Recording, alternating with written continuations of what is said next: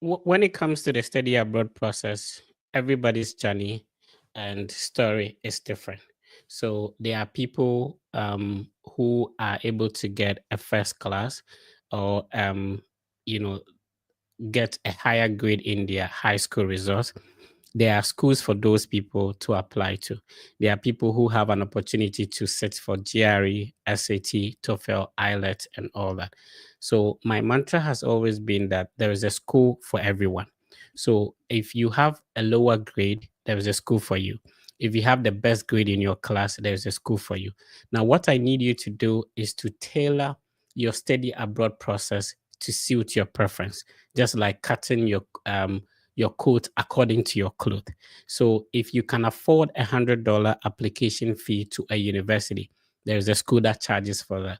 There's a school that charges 85, 95. There's also a school that charges $25.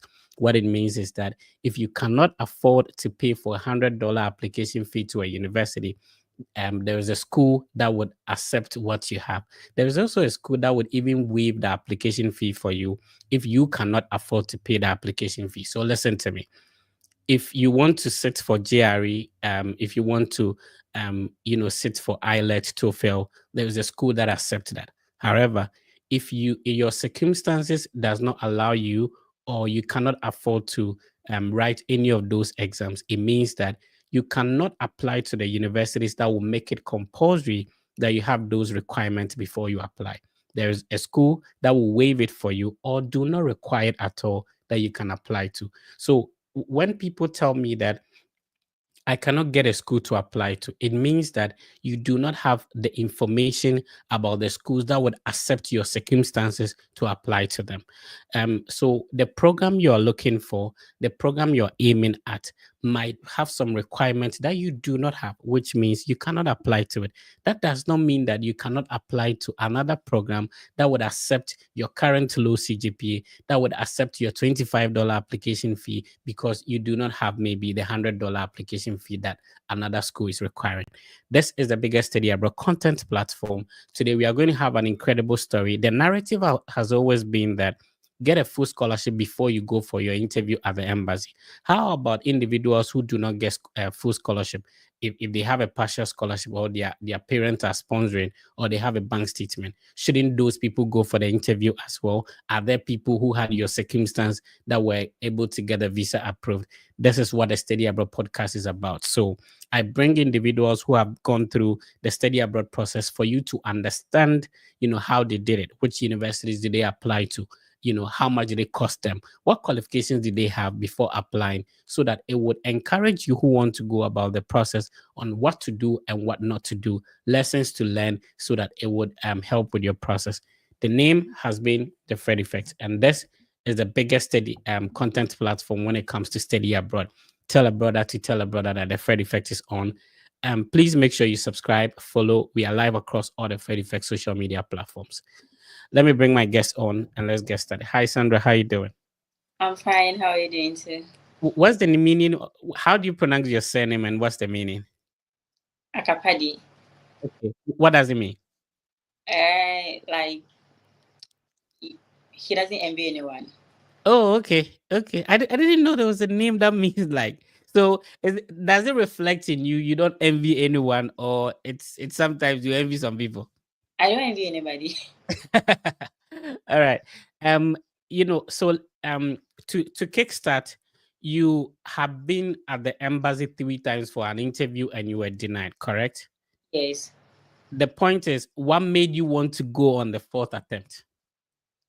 Oh, okay. It was because I always wanted to study in the United States, and also like I helped a lot of people during this process. I Right. was acted as a VO sometimes to people, and then they were able to excel. And they keep on telling me it's like a very good thing to study in abroad and how their life has changed since they are studying abroad. So that only that thing keeps me moving. And also, I wanted to achieve my dreams. So I was like, I'm not giving up till I get my visa.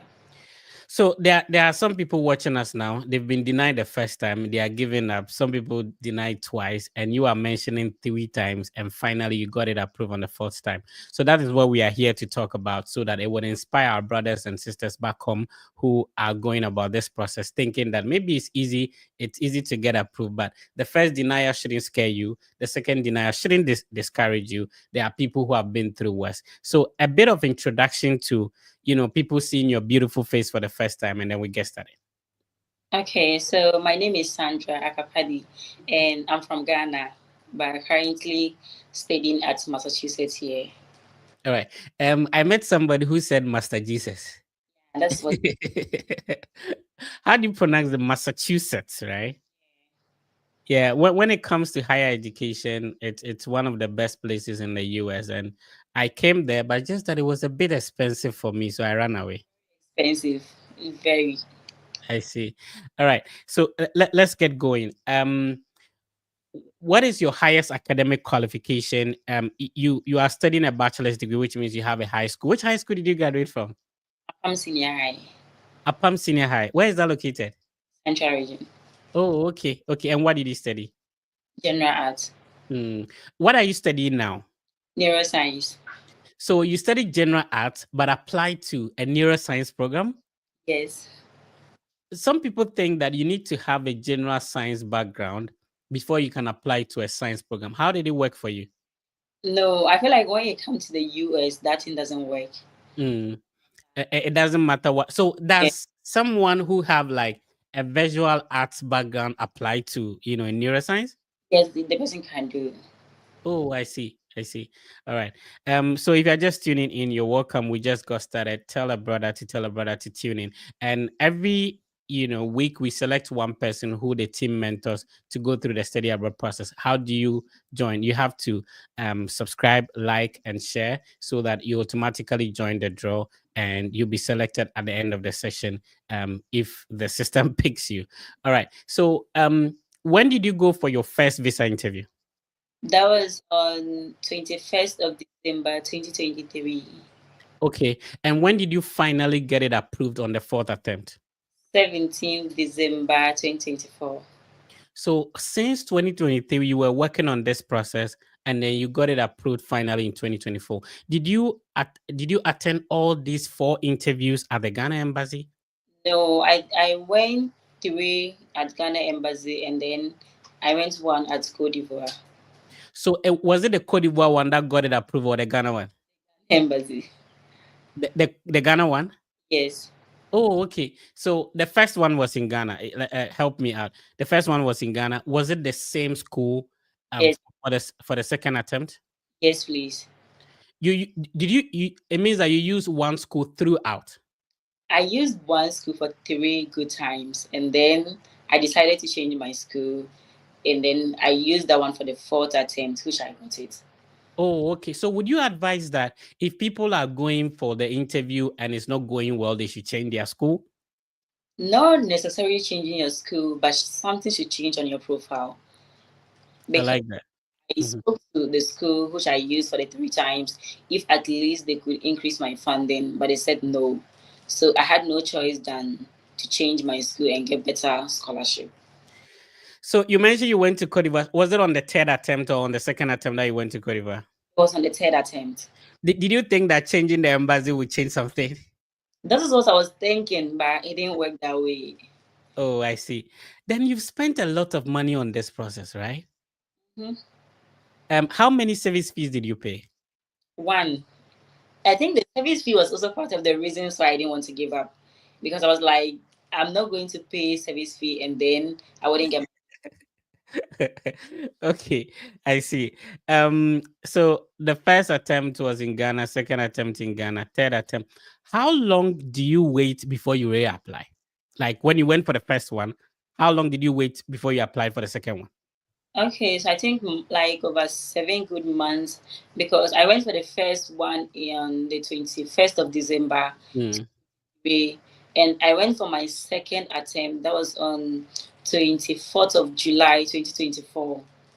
It was the third time that I didn't wait like for longer because I think it was just within a month because I went to that one on the 28th of August. 2024. And my final attempt, I went on the 17th of December 2024. I see. So, what kept pushing you? Was it like maybe you have somebody motivating you, or you dreamt and then you were seeing yourself in the snow, so you were not giving? What kept motivating you? Okay. Big, one, it was my dreams. It has always been my dream to study abroad. And also, what motivated me is that I had a lot of friends in the US, and then they Mm. were motivation to me because I wanted to go and meet them there. Like, we all have to like study in abroad and all, like, and things they used to say about studying in the US also motivated me, and like also motivated me. But also, I'm a self motivator. I like, if I want to get something, so I get it. I'm not giving up. That's how I am. All right. Let's start from the beginning. If you're just tuning in, this is Sandra, who has, breaking all odds, that visa denial. So were you having some people that was telling you that three times, yeah, you should give up, like it's okay? Friends that told me that I should give up. They're like, "Why don't you give up and just go in for masters? Why don't you give up?" And Yeah. all things. Shout outs to them, by the way. Yeah, There is always this kind of people who think that because maybe they were not able to do something, you can also do it. yeah. Yeah. Anyway, so let's start with the background. Apam Senior High School, you studied general arts. What was your electives? What were your electives? History, government, CRS, and literature. Oh, okay, okay, okay. And does it mean that transitioning to the neuroscience program, they were only looking at your core subject, because your electives does not qualify you to study, because people have physics, biochemistry, stuff like that. So I think when it comes to the USA, course doesn't really matter Mhm. that, because they only took my transcripts. I only used my transcript to apply to the school which I'm currently in. And it doesn't matter the course you're doing. I think it's only in Ghana that if you want to go into any science program, especially neuroscience, is a big deal in Ghana. You need to have a science background before you can even do that program. And also you need to have like 8 A's, like 7 A's and all the A's. But I feel like when it's in US, they don't really care about it, like your course that you did in SHS. So yeah. I see. Um, l- l- Having the opportunity, most of the people that we hear studying abroad, they are coming for their masters, they are coming for their PhD. So, give us a perspective of the undergraduate, feel like, what document did you use to apply? You mentioned your transcript. What other document did you have? English proficiency. Okay, and you have to write the IELTS, or you took it from your high school? No, I took it. They just needed a letter from my high school stating that all my programs were taught in English. So that's the only. Mm, But okay. with SAT is very important though. I Mm. want everybody to write SAT. Although I didn't use it in my application, but it's very important. So you start for the SAT, but the Yes, current school you are in did not require that you add it to your application. yes. Why then did you say it's very important? Explain. Okay, it's very important because if you have SAT, you have upper hands as compared to someone who do not have SAT. Because most of the schools that give full funding require SAT. So if you have SAT, you have like an upper hand when it comes to this school application process. So that's why I'm saying that SAT is very important. Maybe you might not be lucky to meet my school, and then you are required to go to a different school who also requires SAT or something. So I feel like SAT is very important. Okay. So you mentioned your transcript, and this is a learning process for most of the people watching us. You had your transcript from your high school, your English proficiency from your high school, and obviously a passport, right? Which other document have I left out? Where I think there's none for this school. That's the only things I used to apply. Does it mean that they didn't take your WASI results? No, not at all. So with that, so how then would they know that you graduated from high school then? Because they made my school send them my senior high school transcript. Oh, okay, directly from your high school. Yes. That's the challenge a lot of people have. How were you able to convince Apam Senior High School to do that? Okay, so when I went to my school for my transcript and everything, I made friends with our assistant academics, is a the assistant headmaster also. Yeah, so I took his number and everything. So sometimes I check up on him, how are you doing and all that. And sometimes I like he can just be there and I'll send him credits or something. So it wasn't a big deal for him to do that for me. I see. How many universities did you apply to? Did you use an agent? Did you apply it yourself? Did you get some help? How many universities do you apply to? Hey, universities there like more than 20. More than 20. I applied to a lot of universities. A lot. I feel like sometimes even someone can give me a school and I'll go and check and I've already even applied to that school. Then no, when you're bro, like you were serious. Very serious. Yeah. So did you get somebody to help you? Did you use an agent? How did it go? I did everything by myself. From Oh, A, I see. yeah. I see. So how then did you hear about these universities, including the one you are studying in at Massachusetts? Okay, so I had a group whereby we organize mock section for people. We interview people, we coach people and all. So I think one day I was No, I want you to give shout outs to your team. Do you have like a group of people? Shout outs to them though. there are lots, like there are lots. Shout out to all US mock section group members. Okay. First, Wilberforce, Abigail. There are lots. Richard, Henry Opoku, KD. There are lots. There are lots. If you leave somebody out, they'll be angry. No problem. Let's move on. Shout outs to all of you. Yeah. Yeah, yeah. So how did you hear about the universities? That's what I want. It was this time, and then I decided to organize a mock section. So when we were organizing a mock section, we made them write the names of their school, their scholarship, and then the deficit. So there was this Nigerian girl who came to drop this particular school, and then the funding was so like impressive. I was like, oh, okay. So most of the times I go through the schools and I pick some for myself. You understand? So that was how I got to know the school from the Nigerian girl. You mentioned you applied to a lot of schools, about 20 of them. Were you using the common app or you were applying directly on the university's website? Some I use common app and some I apply through the university website. How about application fees? 20 schools, then that could be expensive. Or do you get application fee waivers? Some I got application fee waiver. I do pay like some few application fees, but me mostly I was always writing to the school for application fee waiver.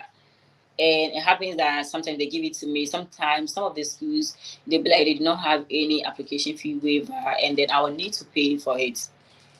Yeah. You have a high school qualification. How were you able to fund this? If you were supposed to tell somebody who also has a high school qualification who wants to pursue a bachelor's degree in the US, highly possible. You know, h- how were you able to fund it? That's a question. Yeah, so after I applied to my school, they gave me an automatic scholarship. That was, I think, 28,000. No, we'll come to that. I want to understand how were you able to fund the process, the application fees you were paying and all that. To me, okay, I was doing my side business whilst going to like all this process and all this. So shout out to my cousin. He's in Canada, so wherever you are, God bless you a lot. And then my older brother, but he also gave up. Like I think when I did my first time, my brother gave up on me, but my cousin was always there.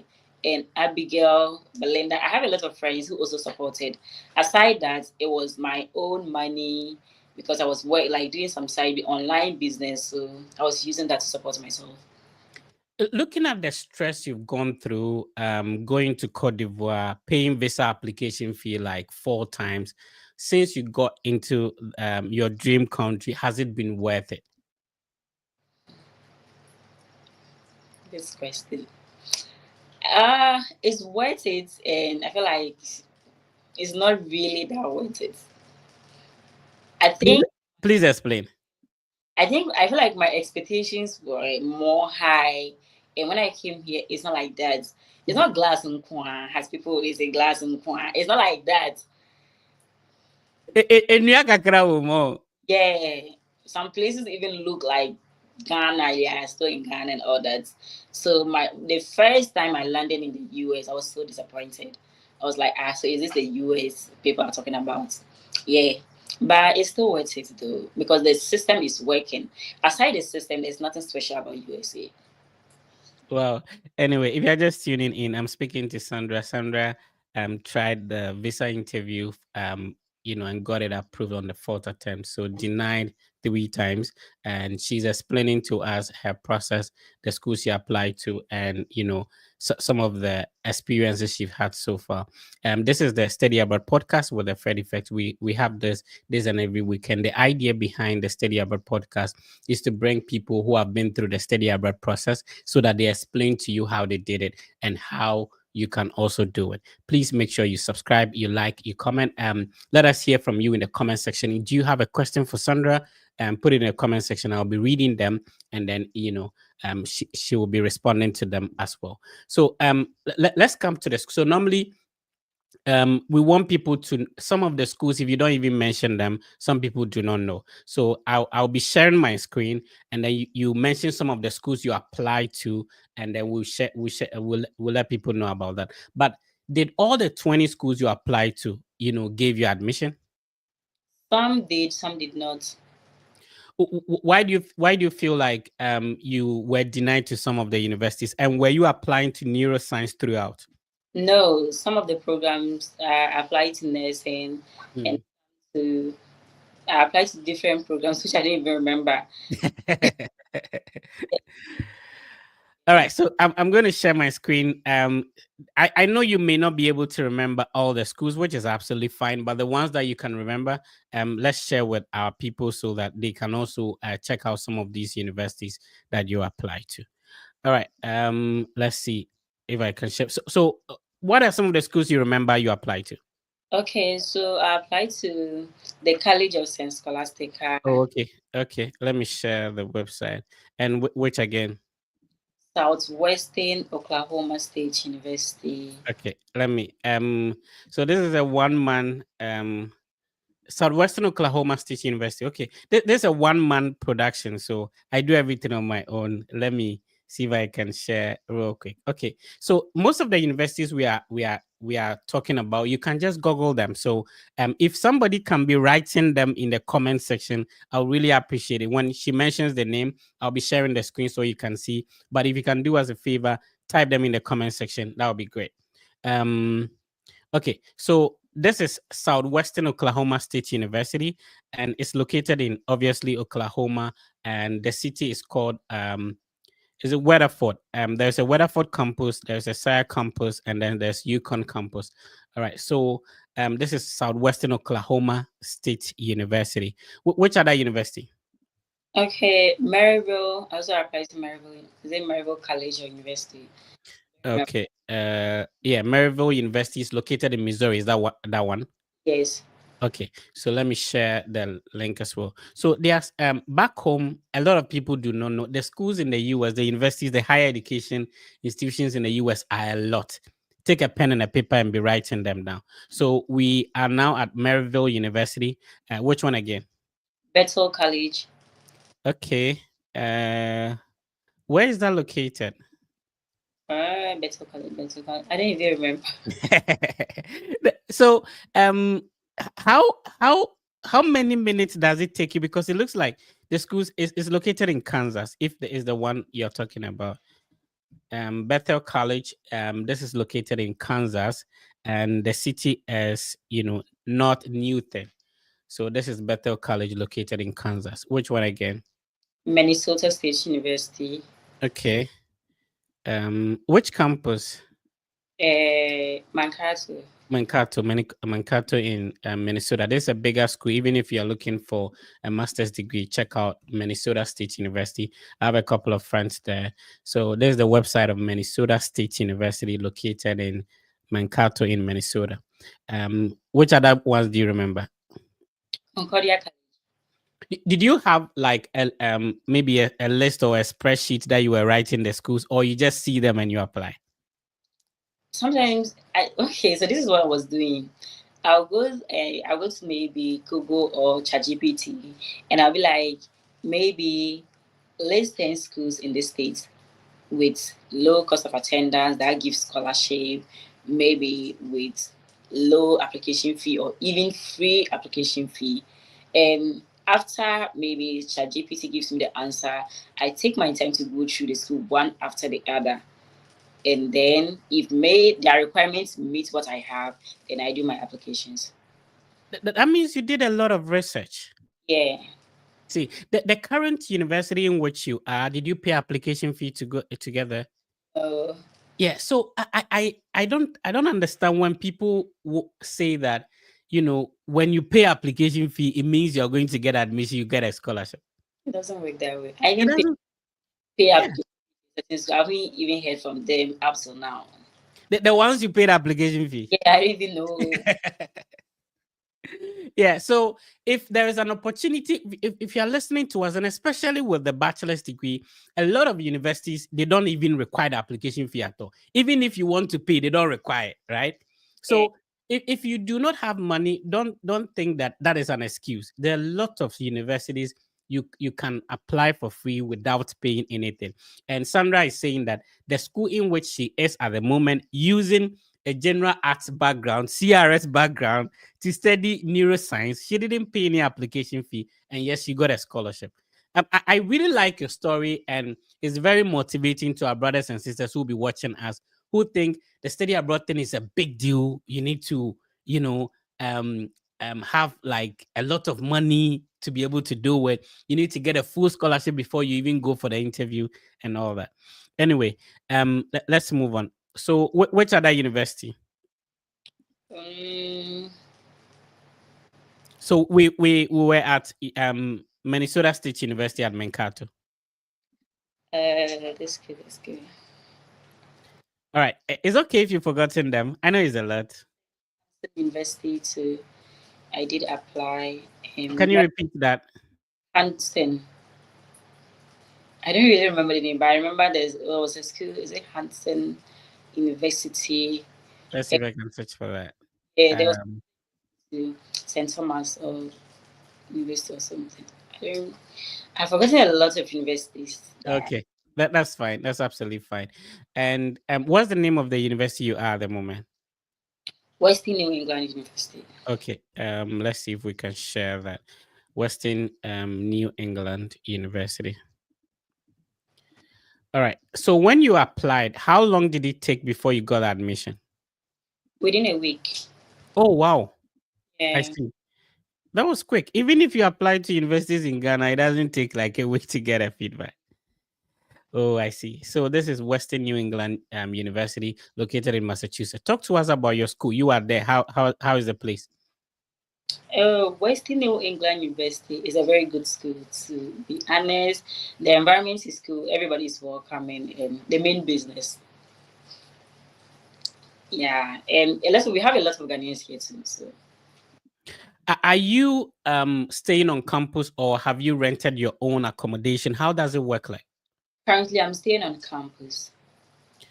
I know that for most undergraduate students, it's compulsory for you to live on campus when it is your freshman and then the sophomore year. Is that the case? For my school, if you meet some requirements, you can decide to stay on outside campus. And in terms of food, are you cooking or do you eat from the dining hall? Do you like the food? How is it? I don't like their food. I cook. Oh, I see. The leaf stain, you don't like it. I feel like not even because of that, and I feel like when I eat their food, I'll become too fat. So I don't want. Oh, okay, okay, okay. I see. Let's move on. When it comes to your current school, the earlier schools you attended the interview with, I don't want it to look as if like, if we mention that school, it means people who apply to that school will get denied at the embassy. I don't want to create that narrative. So I have But a lot of friends that are there. They got. okay, I didn't get mine, so it's not like that. all right. What's the name of that university? Let's share that. The College of Saint Scholastic. Oh, okay. So you got in that school, but unfortunately you got denied the visa 3 times with that. And that's how come you switched. Do you think that the changing of the school helped, or there's something else you did that made you get a visa approved on the fourth attempt? To me, I feel like the changing of the school helped me, because anytime I go to when I went to my first attempt, I had improved on my scholarship in my second attempt, but still I didn't get it. And my third attempt, the visa officer was like, nothing had changed on your profile. And I was like, okay, so why don't maybe I'll apply to a different school, try to get good scholarship. But the most funny thing is that even when I was going with my current school, my deficit was even higher than the College of St. Scholastica, because I had a deficit of 19,000, which I sent to the embassy, and I had my visa. But with the College of St. Scholastica, it was 17,000. But now this is the thing. With the College of St. Scholastica, I still had tuition to pay. But with this school, I had no tuition. So I used that format, like when the visa officer asked me, I was like, my tuition are being covered, so leaving only my living expenses. So I think it really helped. Oh, I see. So, then I think that you were not denied based on the cost of attendance, right? Yeah. Because with a lower deficit, and yet, oh, I see. Let's talk about the questions you were asked, if you remember. I want to start from the fourth attempt that got you approved, and then we come to the three previous ones. How did the interview go on the fourth attempt? Okay, should I start like from whatever happened at the embassy, or only the questions? Only the questions. Oh, okay. So the first question was, tell me about your program. And I told her about neuroscience. Please relax. If you are preparing for an interview, this is a good time for you to start writing the questions down. These are possible questions. So please go on. So after she asked me what, tell me about your program. I did, and she said, okay, so who will be funding for your remaining deficit? And I started talking. I told her about how my tuition is already being covered by the school and my uncle. And she told me I was being so fast because it looks like I've found all the answers and I'm talking. But so I was like, no, it's not like that. I'm just like nervous. And then she asked me to calm down and repeat myself again. Oh, even though you've been there 4 times, you were still nervous? I was nervous because of what's happened at the embassy on that day. Oh, okay. What happened? Tell us. So when I got there, I think my interview was around 12:30. I got there at 10, and they told me at 12:30 people have already been inside, so I have to wait till 1 p.m. And when I was sitting, like right now, I don't know who has been to the embassy recently. It's no more like first that after you are done with your biometrics, you have to form the queue and the whole place is overcrowded. Now, after you are done with your biometrics, you have to go out, and then they'll call, I think, every row to come inside, making the embassy so spacious. So they'll call for each people to go and stand in front of the visa officer. And at that time, there was only this American man, and they said he was approving a lot. So all my prayers was like, God, do not let any visa officer come before I go. So it was now next to my turn, and there was this girl at my back. She was like, go and stand there. And I told her that now I'm waiting for those who normally direct us to go and stand in front of them to come and direct me before. And she was like, no, but I'm supposed to go because she made it this way that if maybe three people are in the queue, one person should go and join, making four. And I told her that I've been to the embassy. I know how these people they are. They can come and they will start shouting at me that who asked me to go. So I was relaxed and I told her that if she's in the hurry, she can go and join the queue whilst I wait. So the moment the lady came and she was about to direct me to the man, and there's this American woman, I think counter two, saying that they should bring me to her. So all my prayers to go to the man was in vain. And I intentionally scattered all my documents on the floor. So at least this lady could call those behind me. But she was like, wait for her to go. And then she helped me pack my documents. When I was going, and she told me that you think you audience always mad dodgy, mom, and who are no like you think you can dodge the woman, you still go to her. Was this somebody who was also going for the interview telling you this? Those who direct you to the visa officers. So it really made me tense. And this is a Ghanaian, not a white person, right? Ghanaian Okay. A Ghanaian who works at the embassy. at the embassy. Okay. So that was what she told me. She was like, you cannot dodge. You'll still be the one to go to her. So when I got there, I was really tense because It's like I was not doesn't know what I was praying for, and at last I had to go to that woman. But thank God she helped me. Maybe if I had gone to the man, I would have been denied or something. Yeah. So people who maybe fixate on a certain view, it could be that you wouldn't get that person. Exactly. I see. Anyway, so that means it was like only few questions, about 3 questions. No, she asked me. So after she said about who will be taking care of my deficit, and she asked me, she can see I've been denied already. What has changed? So I started talking about how now I have a what's the name, full tuition scholarship and everything. So she asked me, okay, my other school, how much scholarship did they give me? I told her that 37,000, and she said this school. So I mentioned like 48,000, and she looked into my I-20 and she was like, oh, okay, your tuition has already been covered, and she asked for my WASI result. But when she was asking for my WASI result, I gave her my SAT. So this is where the SAT also helped me. Sorry to say, my WASI result is not that good. So I gave her my SAT, my WASI result. So that was intentional. Yes, I intentionally did that. So I gave her my SAT, my WASI result, and my transcript. So when she looked at my WASI result, she was like, is this the only thing that gave you this scholarship? And I was like, no, I also wrote SAT. She was like, where is it? And I told her that I've already given it to her. And she looked at it and she was like, where did you write it at? I said, Accra. And she was like, okay, I'll be approving your visa. Oh wow. I I'm very touched by your story. So the resource that gave you that mission, it's not like the 8 A's people are looking at, right? Oh, Okay, explain to us.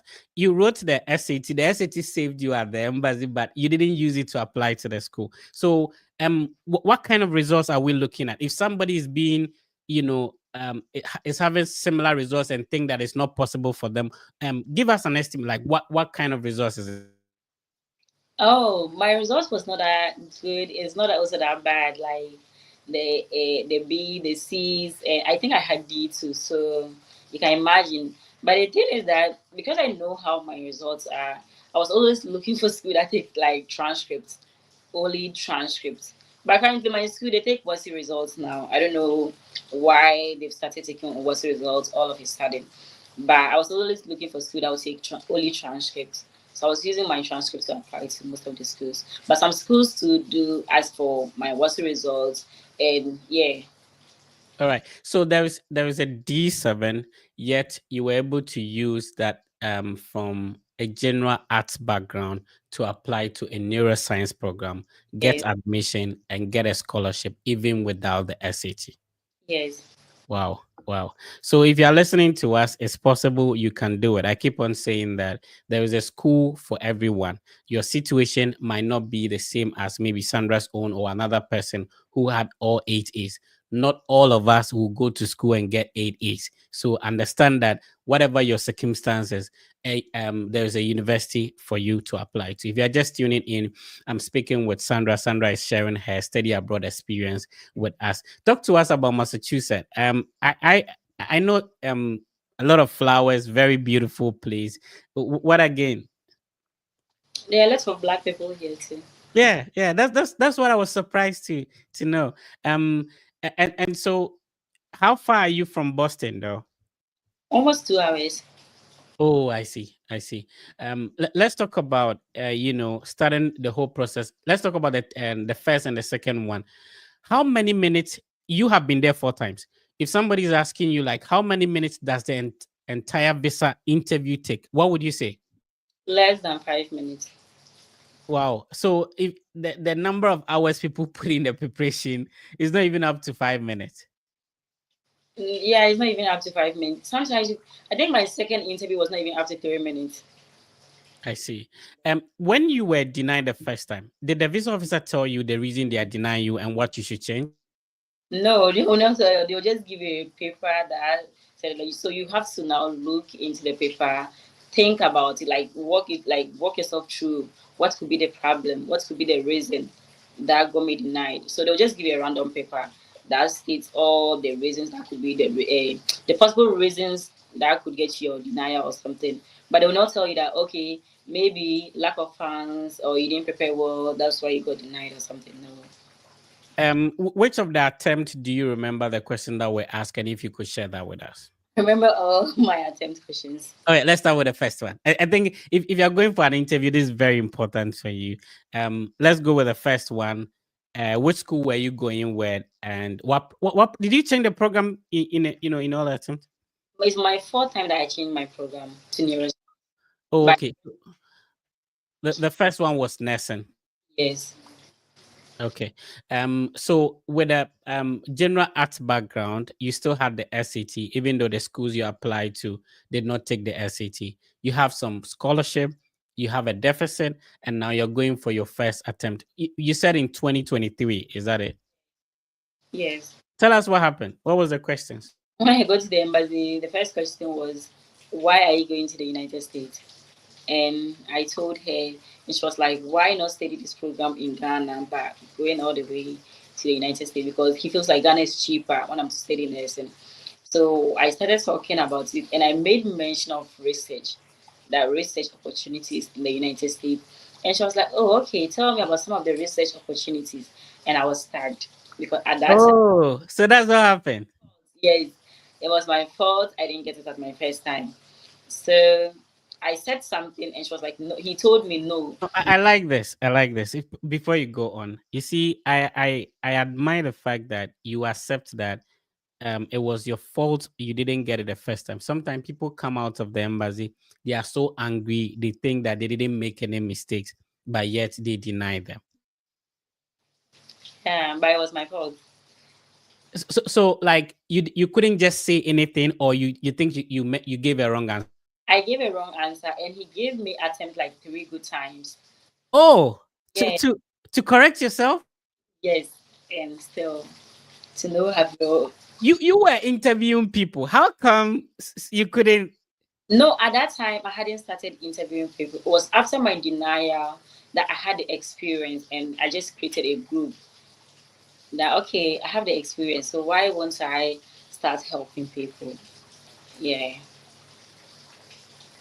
Let's go to the second attempt. So after I want to have a sense of what she was asking. So she said, "What kind of research?" Did Yes. she repeat the same question, or what did she say to indicate that she wants you to answer the same question? So when she said why, what kind of research, I started. I don't know even know the answers I was giving because me myself, I realized I was saying like non-fact. So he was like, "No, that is not it. I mean, like, what are some of the research you are going to acquire?" And I said something again, and he was like, "No." And for the third time, he was like, "No, I'm sorry, I cannot approve your visa." Oh, that means that she was trying to help you. Yeah. Oh, okay. Let's go to the second one. The second one, the first question was like, "Tell me about your program. What changed?" Before you go on, then I understand why you are going to use the same school to apply to, because in your head you would think that because you were not able to answer the research question, that's why you were refused. Yes. So I used the same school, and even at my second time, my scholarship had improved because my first attempt, I think it was 23 or 25. I don't remember the deficit, but the second attempt was $17,000. So when I got there, the woman just asked me, "Tell me about your program." I did, and she was like, "I can see you were denied. What has changed?" So I told her about how I wrote SAT and I've improved in my funding, and she was like, "Sorry, I cannot approve your visa." Was it the same woman who interviewed you earlier? No, the first attempt was a man, and the second one was a woman. Okay. But it was at the same embassy with the same school, the same program. Yes, I- Is it that you applied earlier and so you were going for, so for example, you were coming for maybe the fall semester, you had applied earlier, so you just reapplied, or you deferred your program? they deferred it for me. Oh, okay, okay. On the second attempt, the same. Were you in the first one? You were convinced that because you were not able to explain your research interest, that's why you were denied. On the second one, did you have a sense why you were refused? No, I didn't know the reason why I got refused because I was like, what could be the reason? I've improved in my scholarship, something I've changed on my profile. But what could be the reason that I got denied? So I didn't know. That was what even motivated me to go for my third attempt at Cote d'Ivoire. I see. Now, we have moved from Ghana. We are going to Cote d'Ivoire. How long did it take for you to reapply in Cote d'Ivoire? When I got denied, I think the following day, I bought the MRV at Cote d'Ivoire, and I paid someone to help me handle a date, which he did, and I went there. That's all. So within less than Let You said less than a month. yes, or Okay. yeah.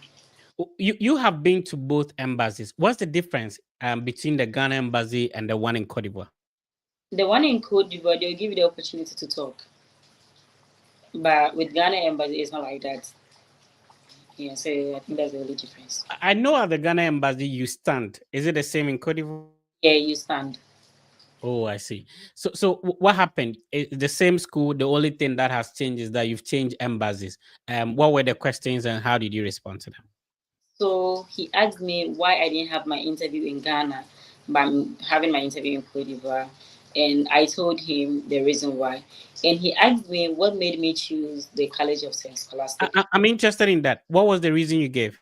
I told him that currently there are no available dates in Ghana, and then my school gave me I could choose any embassy near me to have my interview. So that's the reason why I'm in Cote d'Ivoire. And the next question was like, why did I choose the College of Saint Scholastica? And I explained, yeah, I told him the reason why I did. And he told me that I told him the College of Saint Scholastica is among one of some of the best schools in Duluth, but that's not the main reason. And he was like, but Duluth is a small town, so it's not any big deal, even if the College of Saint Scholastica is among the big schools. So I spoke about the nursing program, and he was like, oh, okay. So who'll be sponsoring my education?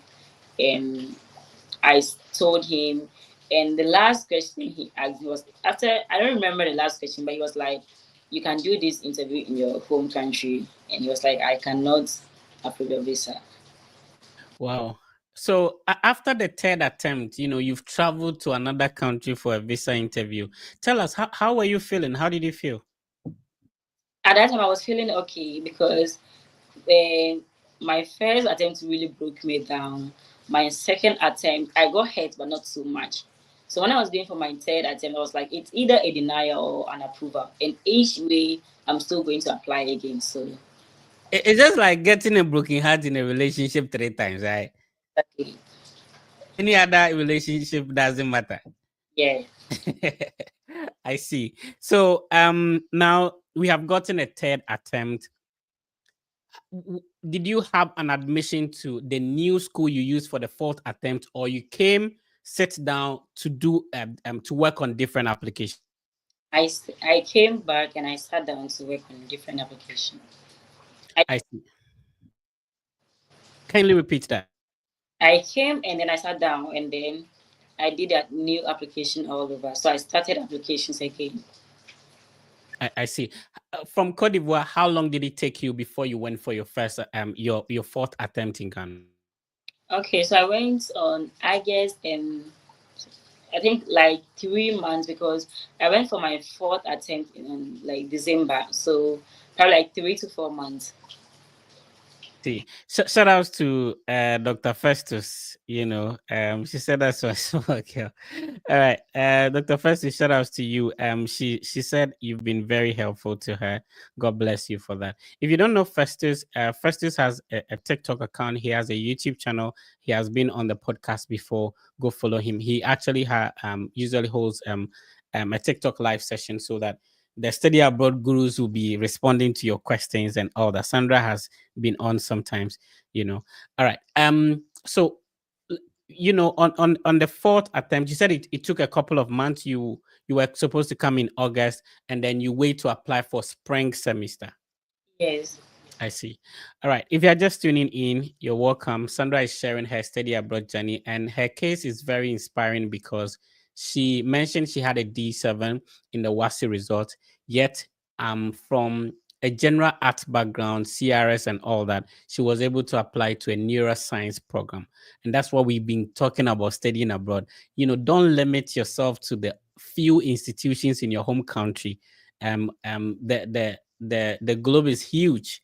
there are lots of opportunities, outside where you are limiting yourself, where you can tap into as well. So getting a scholarship out of that, and then being able to go for the visa interview, and finally she got it approved on the fourth attempt. So if somebody is listening to you, you have a lot of experience that most people don't have. Even though it didn't go well on the three consecutive times, it has taught you a lot of lessons. Share with us, what are some of the things you've learned going there for four times, that somebody who is going to apply, can learn from. Okay, I think we lost Sandra. I'll bring her back when she bounces back. If you're just tuning in, you're welcome. This is the Steady About podcast with the Fred Effect. And remember that we'll be having the giveaway. So we have about 102 people now. If you click on the like button, if you subscribe, if you share, we are live across all the Fred Effect social media platforms. On YouTube, it's the biggest Steady Abroad content platform. We have about 170,000 family members. It's huge. And then on Facebook, we are over 100,000, 113,000 so far. On TikTok, 170 something. And then on Instagram, that's the only way you can get in touch with us. On Instagram is over 20,000 family members as well. On X is over 49,000. Let me confirm that. Yeah, on X or on Twitter, we are about 44, almost 45,000 family members. So this is the most consistent platform that has been giving you valuable information if you want to study abroad. If you know somebody, a family member, a friend, a colleague who wants to study abroad, tell them to follow the Fred Effect on social media platforms, and we share valuable information that will help with your process. Every weekend, we select one person who the team mentors. At the moment, the Fred Effect team is the only team that assists people who want to apply for bachelor's degree for free. It's easy to get in touch with us. We do not have any WhatsApp platform out there. We know there are some people who are impersonating the Fred Effect team. Please be vigilant, be careful. We normally receive messages saying that this person said I should chat him on WhatsApp. There are people who have created some impersonating platforms using the Fred Effect name. We do not have any email out there. We don't have an a WhatsApp number out there. The only means to get in touch with the Fred Effect team is via our verified Instagram handle. So if you go to Instagram and search for the Fred Effect, our account is verified. It's over 21,000 family members or followers, and then you can communicate with us over there. So it's easy to get in touch with us via our verified Instagram handle. No other account. So please, let's take note of that. All right. Welcome back, Sandra. Let me know if you can hear me. Okay. Sandra, can you hear me? Okay, so Sandra is having a bit of challenge joining us, but of course, when she bounces back, we'll get going.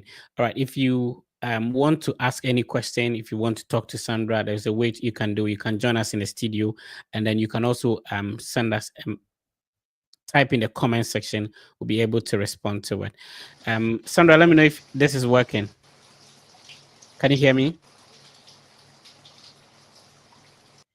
Okay, Sandra is having a bit of challenge. Let's see if she'll be able to join us later. All right. Okay, so you're mentioning Jackson is asking, Sandra, can someone with associate degree in business administration apply? Yes, that means you have a diploma. Yes, you can use that. And normally, if you're applying as a diploma, you apply as a transfer student. So there's a difference between applying as a freshman using your high school and applying as a transfer student. So that's the it's not the same. Sandra, let me know if you can hear me now. Yeah, I can hear you. Okay, good. It's good you're back. Right. The question I was asking you initially was, you know, if somebody has been to the embassy before us, if somebody's going there for the first time, you have been there four times. What are some of the suggestions and advice you give to somebody going there for the first time? Okay, so the advice I'm going to give to someone who will be going to the embassy is that make sure you get a good scholarship before you go there. Even if maybe you don't get a good scholarship and your visa get approved, if you come here, actually you are going to suffer. It's why if you are not going to get support from your family or from the house, please make sure you get a better scholarship before you come here. Your visa will get approved, but when you come here, it's a different thing altogether. You are going to suffer. If you are not able to pay the fees, your account will be put on hold. So I would advise anyone that is going to the embassy to get good scholarship, prepare so well, and stop putting blames on the visa officers that, oh, I didn't do anything and then they denied me. If there's no mistake or there's nothing wrong, you are actually going to get approved. So I would advise everybody that be motivated. Do not envy your friend because, oh, I started this journey with someone, the person is here, why am I still not here, and all that. Just do not envy someone. Be motivated with, like, because they are outside, just use that one to motivate yourself that you can also do it, and be more prayerful. This journey is also about prayers. Do not forget about your prayers, and then you're also going to succeed. Yeah, I was going to ask you that. What role do you think that spirituality or being prayerful plays in the study abroad process? Oh, to me, I was I don't know how to say it, but I'll tell anybody it's not all about praise. If you like fast, pray. If you don't prepare, if you go, you're going to get denied. If you don't do your portion, you just have to do your portion and then you tell God to guide you to for your interview or something. But if you don't do your portion and you be like, okay, I'm a prayer warrior at my church, I go to church from Monday to Sunday, I fast, I join Alpha R, all the online prayers, and you don't do your side of it, you're actually going to get denied. And if you get denied, do not come and sit down and blame God. That, why me? God, don't you love me? You did it for this person. Why didn't you do it for me? And I also think that with everything, you should be patient because God works at His own time. Because if I had gone to Scholastica, it would have going to be hell with me because I wouldn't have known how to pay my fees. I have friends there that are struggling to pay their fees, and it was going to be hell. So I think God also worked on His own way. So yeah. I see. God works. There's always a positivity in whatever circumstance or situation you find yourself. Sometimes we if you're a Christian, you blame God that why did you pray, why did you fast and sin, and still it didn't go well for you. All right. Let's move on. What has been your best experience so far since you landed? And next experience. I want to say that the system is actually working, and Mm, also the US who has made me more serious as compared to when I was schooling in Ghana, yeah. because they'll always keep you on your toes. They'll always keep you busy. You'll be doing either you're doing assignments or you're learning for quiz. So I would say that it has really made me serious in my academics, and the fact that you see your grade dropping alone, would no one will tell you to learn. What do you think is the difference? You schooled in Ghana as well. What's the difference between the education system back home and comparing it here? Like, what do you think is the difference? I think the education system here is very difficult as compared to Ghana. People be like, it's easy to study in the US. It's not that easy. I think the only difference is that here the professors want you to pass, but in Ghana they want your downfall. That yes, in Ghana, it's like I don't know whether they want you to pass or they don't want you to pass. That's the only. But here, the professors are there to help you. If you have any problem, you can go to them, and they will take their time to assist you. But American education is very difficult because every time they will give you a lot. They will pile you with a lot of assignments, and almost I had one course that math. Every time I meet this professor, we are writing quiz. But in Ghana, you can even though you can the whole semester you end up writing a mid semester one and exams. And another thing too that I've learned in the USA here is that do not wait for the last the D day. Like in Ghana, you know, learn when you have exams tomorrow and then you'll be learning so hard and everything. Here, it's not all the professors that will even let you write exams. So you have to be serious from the beginning to the end. And the exams here is just 15% of your grade. So it's your quizzes, your assignments, and your participation in class that can let you pass. So American education is very difficult, and their grading system is very, very high. Because my school here, I think 70 is even a D. But in Ghana, if you get your 70, somewhere B there that yeah, like I don't know if you understand what I'm trying to say. So I would say the education system in American is hard as compared to Ghana. So, how many credit hours do you take, like in a semester? 17. 17. Wow. Yeah. Okay. Okay. And is it that you go to class every day, or there are some days you don't go to class at all? I go to class every day. How about working? Are you able to get campus job to do? And how are you balancing that with your studies? Okay, so when I came, I didn't get campus job to do. That's another thing too. The other thing when you come now, you're going to get campus job. If you are fortunate, you are going to. But if you're not fortunate, you are not going to get campus. I got campus job when we were about to vacate. That was in somewhere March and the now I think May the that was the time I got campus job. And so I was asking myself, without even campus job, it was really frustrating. So I started asking myself if I'm supposed to balance this, then it's really going to be tough. But in every situation, we are working hard towards it. Right. And are you like, do you have that kind of pressure to say that um friends are asking you for money home, or family asking you, do you send money home? How is that on you too? With my family, no one is being.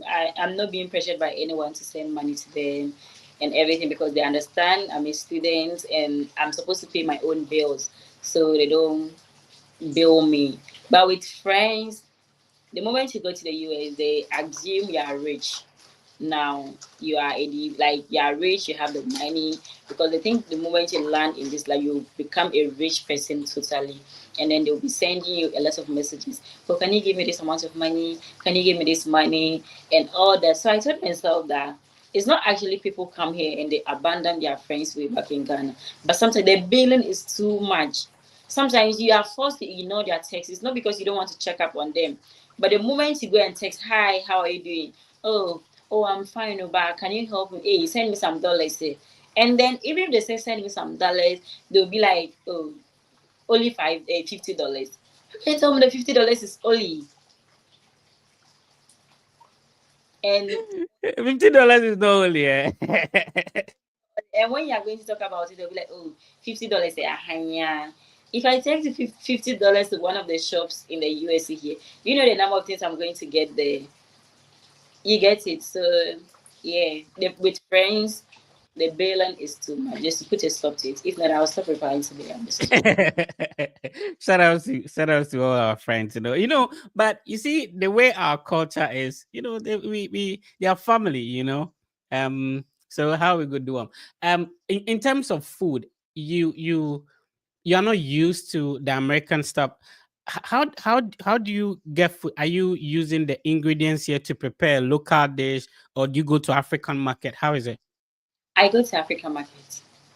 Oh, okay. But I thought like African market stuff are expensive, right? Eh, that's when you convert to cities. I noticed normally when I pick people from the airport, maybe we go to Walmart or something. When they buy bread, they want to convert it to cities. It will be plenty. Yes, because me, I feel like African market, their prices are reasonable, but it becomes more expensive when you convert it to cities.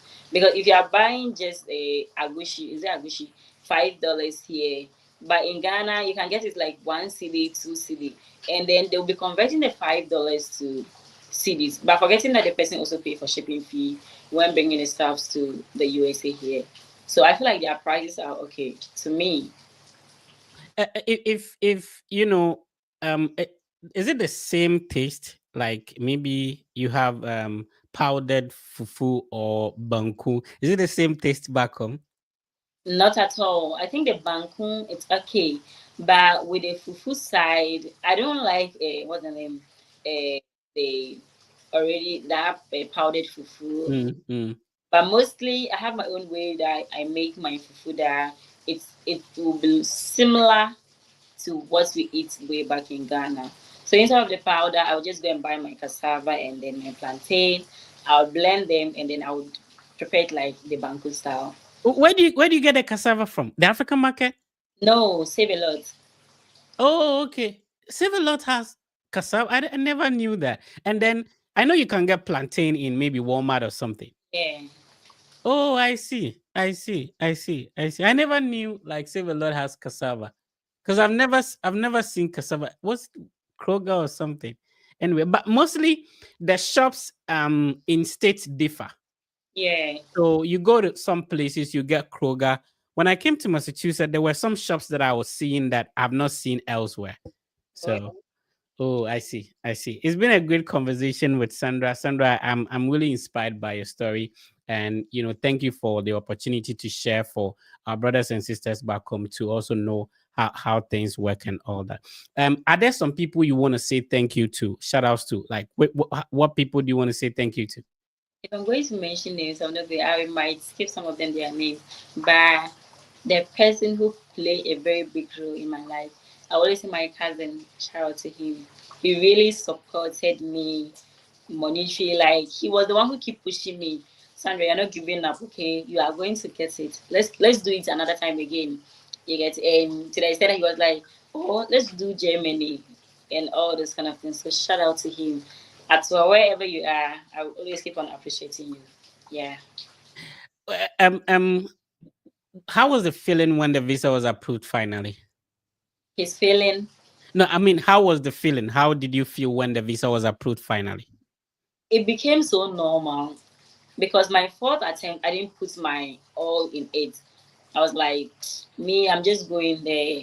So it was just a normal feeling. At the same time, I was excited. I was like, hey, so am I actually leaving Ghana? It was also a mixed feeling. I was somehow sad when the days was approaching for me to leave Ghana. I became so sad and I was like, it felt like I didn't want to even go again because I was like, I'm going to miss Ghana a lot. And yeah. But I haven't missed Ghana. I just miss people. That is only.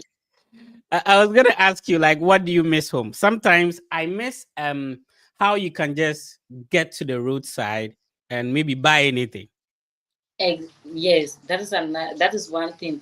But what has not made me miss Ghana because of that thing is because Save a Lot is just closer to me, so I can just walk in and get what I want.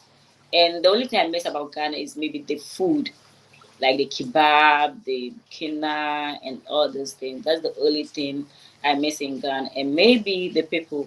And the people, I think, is only my parents and my nephew. That's all. What was difficult to get used to? I've been to almost most of the states. The Massachusetts code was crazy for me. Yes. It can really get cold. So what is difficult to get to? Is it the accent, the language, the food, the weather? What was difficult to get used to? Weather, because slightest cold, I don't like cold. So it was the weather. I was really suffering when I came here. Oh, I see. And do you have the American accent yet? No. But when you talk to them, when you talk in class, don't they ask you to repeat like, huh? What did he say? Or sometimes they do. Sometimes it's not like often. Sometimes they do. I feel like when you're trying to create the accent, that is when they don't get you more. If you're trying to be like you are trying to speak like them, trying to fake the accent, that is when they even find it more difficult to understand you. But if you are being yourself, yeah, the one is because I remember it's not like, and sometimes even with your own accent, they find difficult. I remember sometime in class we're having this group discussion, and it was about comparing Samsung phones to iPhone. So I was telling the girl that Samsung battery. She was like, "What is battery?" I was like, "Battery." She was like, she doesn't know what I'm talking about, and I spelled it for her. She was like, "Battery." She said something else, and I was like, "You people, you are not serious." I was like, hmm. So it's not easy though. Yeah, because sometimes you answer questions in class and they don't want to ask you to repeat, so they say, oh, but they didn't hear anything. Okay. And I know the undergrad, like the graduate school is a little bit different from the undergrad because the undergrad, like you are really messed up with them. Yes. Yeah. So what were some of the fun things you guys do? Like Do you share your room with another, student, or how does it go? Okay, so I was in an apartment, but it was a Ghanaian. I was staying here with a Ghanaian. An apartment, yeah. Shout out Yeah. to the person too. He really helped me. But sometimes talking about the accent, sometimes some people that we also came with, they can fake the accent. Yamansa just came 3 days ago, and the accent, hey. I know someone like, hey, the person is speaking like Brunei. But sometimes you can feel like this person is really faking. Yes, it's obvious when you're from Ghana or any part of Africa. If you're not born here or you just came last week, last 2 weeks, a month, even a year, if you are talking, I could tell you are faking. Yamansa just came to Chicago 3 days ago, and the accent. Hey, I said, well, better now, 83. Yeah, mostly I don't have problem when they are faking it to the people.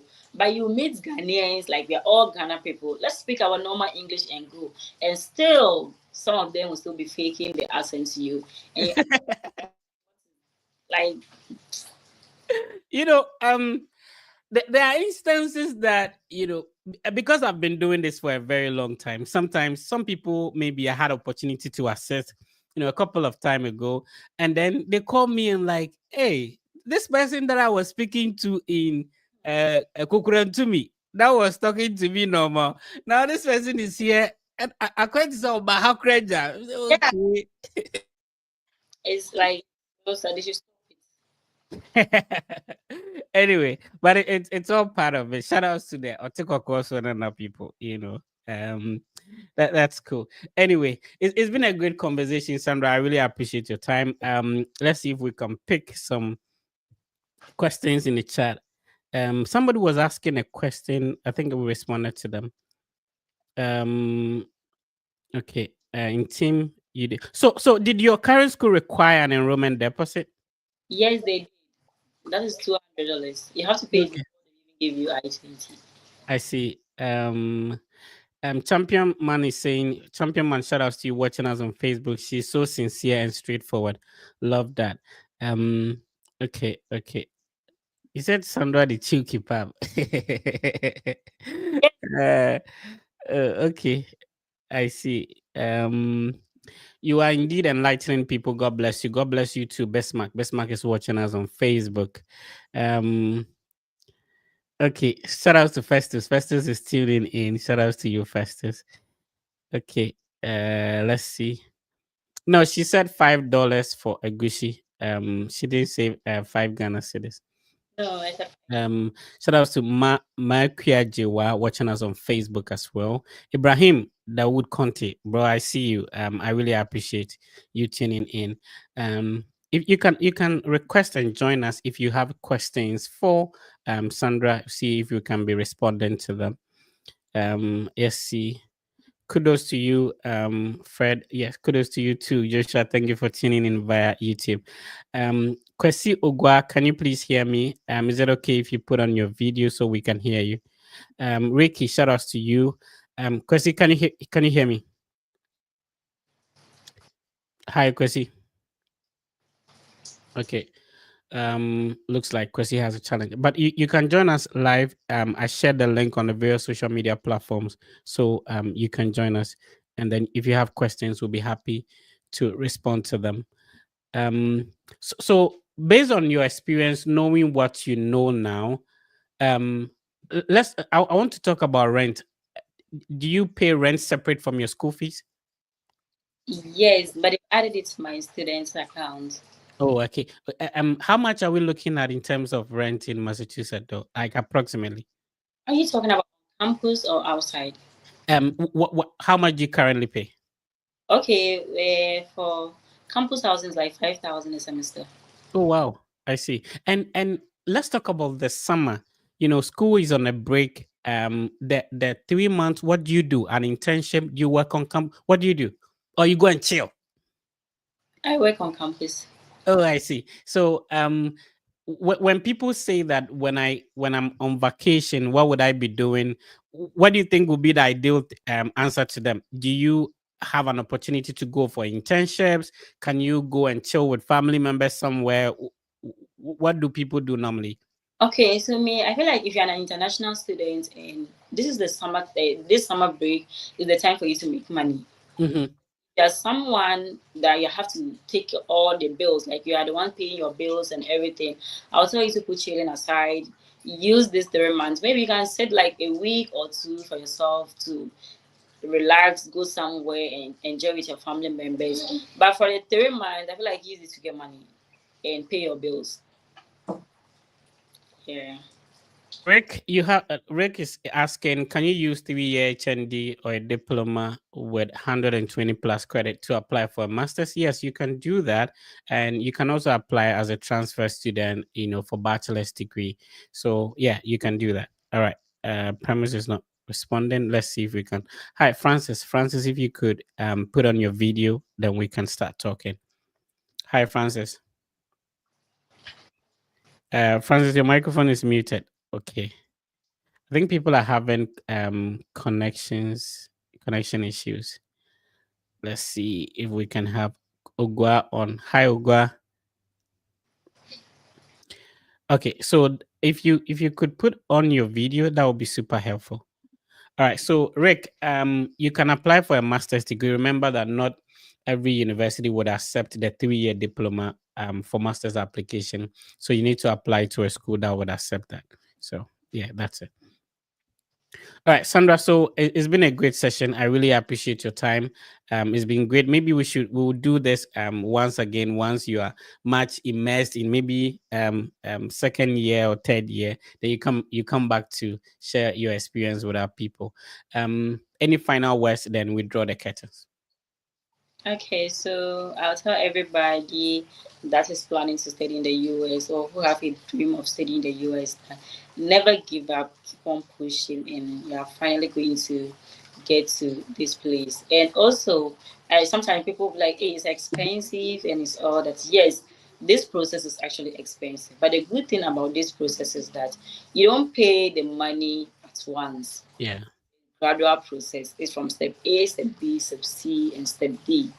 And yeah, sometimes when you start, you might not get the family support or everything. People be like, oh, we can't waste our money on you. But I feel like when you start and then it's getting serious, you get family members to assist you. Because when I started, no one know, oh, I could be this serious about it. But when I started and then they saw the seriousness in me, the family decided to help me. Because you cannot just wake up and be like, family, I need this amount of money to start this education process. Because if you're not also from a rich family, you don't even expect them to agree to that. So you have to be serious yourself, start this process, and also learn to do things on your own. Some people go and pay agents and then they end up giving them fake I-20 to take to the embassy. Learn to do things on your own. That is why the internet, you are using smartphone, you have laptops, you have all the gadget that you can use for searching. You search for it, and if you don't know, you ask people for help.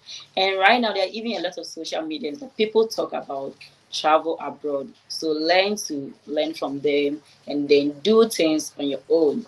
Or if you are paying someone to do it for you, go to the legit source, because there was some point whereby people will come for mock sections and all in their I-20, they are not legit.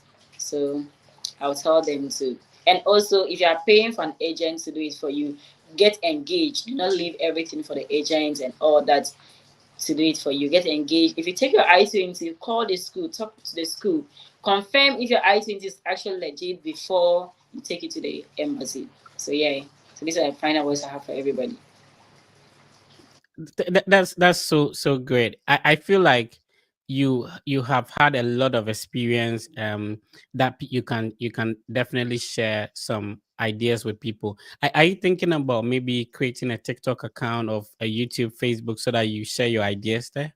Okay, I have a TikTok account already that sometimes I talk about this journey. I even have videos about how I started the process and Let's put that out there. What's the name of the TikTok handle? Miss Poker, Can you spell that, please? Miss and then Poker Poka. Okay. Let's see. I was trying to see if I can show that so that people can go follow you. Um, you said MS P. MISS and then POKA. Miss Okay. Yeah, I'm trying to see if I can show it, and then people can follow. Um, let's see. I'm finding it difficult to locate it. Can you spell it again? MISS and then small space and then POKA. I see. What picture is there? How do people locate it? I think I'm wearing a white top. Mm-hmm. I'm wearing a white top, and I have Ghana flag and then the USA flag on. Okay. You know that thing that people do when they relocate, they got the Ghana flag and the USA. What does it mean though? Just to tell you people that we are no more only Ghana. We are representing both countries, right? Very important. I was trying to see if I could show that, but unfortunately, what I'm seeing here, um, is there any other name that people can search for you? I only use Miss Poker on TikTok. Oh, okay. The the ones I'm seeing, I don't know if because I don't want to share something and it's not. How many followers do you have over there? I have 3,223. That was yesterday. And Okay. yes, If people need help, can they get in touch? How do they get in touch? either by our WhatsApp page, which is the US Mock section, or by TikTok. Okay. So search for TikTok, search for MISS, then POKA, space POKA, and then Sandra, you'll be able to get in touch with Sandra if you need any form of assistance. All right, it's been great having you on, Sandra. I really appreciate. I hope that everything turns out positive for you, and you're going to be a great woman. Obviously, this is your home. Anytime you want to come on, just let me know, and then we can hold a session as well. Okay, thank you so much. Awesome, awesome. All right. It's been a great session. Uh, And then please know that the Fred Effect team has a collaboration with Argo Visa. Argo Visa is a team of former visa officers. If you are going for a visa interview, if you have been there before, it will be great to get a visa officer to review your documents, have a one-on-one session with you before you go. Use the link I'm sharing on the screen to schedule a one-on-one session with the Argo Visa team. All right, that would be great if you're able to do that. It's easy to get in touch with the Fred Effect team. Just send us a direct message on Instagram. Our Instagram account is verified, and then we'll be able to respond to your questions from there. All right. Remember that every week we have this session. So next week we are going to have another guest on, and we select one person. So today we have the draw, and let's see who gets selected. So if you comment, if you like, if you click on the share button, if you subscribe, automatically you join the draw. Okay. Adefumi Adefemi Bankole, I don't know if I got the name right. I'm sorry if I got it wrong. Please get in touch with the Fred Effect team on Instagram. You were selected for this week, and we'll see how we can support you. So we are not only giving out information, we are looking at ways and means by which we can support you go through the process as well. So if you're going for a visa interview at the moment, this session we had, Sandra shared the 4 times she has been at the embassy, the questions they ask her, how she was able to overcome it on the fourth attempt, the schools and the university she applied to, having a background in general arts, having a D7, and yet being able to get admission into a neuroscience program with a good scholarship, and then finally being able to achieve her dream. This is some of the motivating stories you never hear people say. You only hear when people get denied. I keep on saying that people do not put when their visas are approved, they don't post it on their WhatsApp status. So you don't hear the positive stories. Set your mind to positivity. Please be positive. Know that everything will be fine. I'll talk to you next week.